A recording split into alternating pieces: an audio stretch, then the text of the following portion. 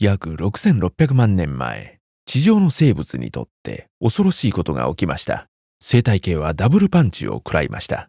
火山の噴火で大気には二酸化炭素が充満し、マンハッタンと同じ大きさの隕石が地球に衝突したのです。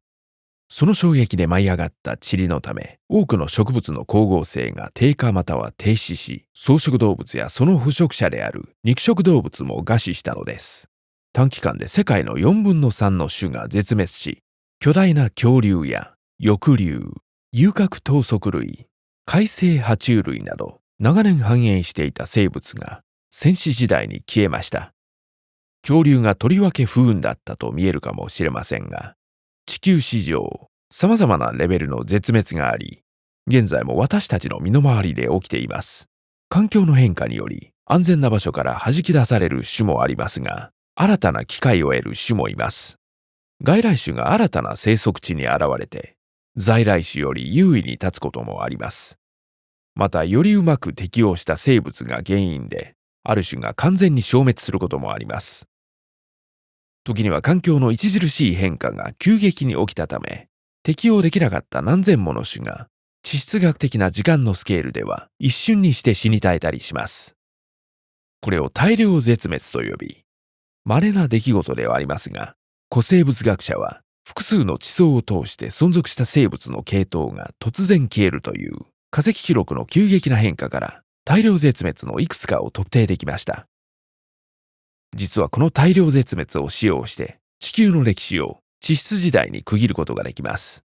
最もよく知られる大量絶滅は恐竜の滅亡ですが、実は最大の危機は恐竜の時代よりもはるか前に起きたのです。2億5200万年前、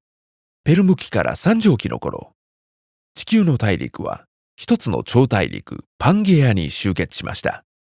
集結が進むにつれ、内陸部は砂漠化し、海岸線の単一化により、多様な生物が繁栄していた熱帯地方の浅い海の多くが消滅しました。シベリア一帯の大規模な火山噴火で、気温の著しい上昇が同時に起きたことから、大規模な温室効果が示されます。この大災害が原因で、海に住む種の 95% が絶滅し、地上ではおなじみの恐竜の祖先がペルム紀の見慣れない爬虫類にとって変わったのです。しかし絶滅は大昔だけの出来事ではありません。この数百万年ほどで、南極と北極の巨大な氷床の変動により、海面が上下することで気候パターンや潮の流れが変わりました。氷床の広がりや後退、回復に合わせて変化に対応できる動物もいますが、住みよい環境に移動するものもいます。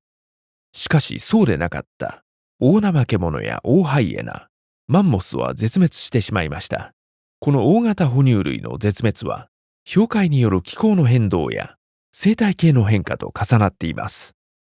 しかし、15万年前のアフリカにおけるある一族の繁栄とも卑しくも重なっているのです。彼らが新しい環境に適応し、食物の採取や狩猟のための新しい道具や方法を生み出す中、人と何千年も共存する者もいたので、人だけが大型動物の絶滅の原因ではないかもしれません。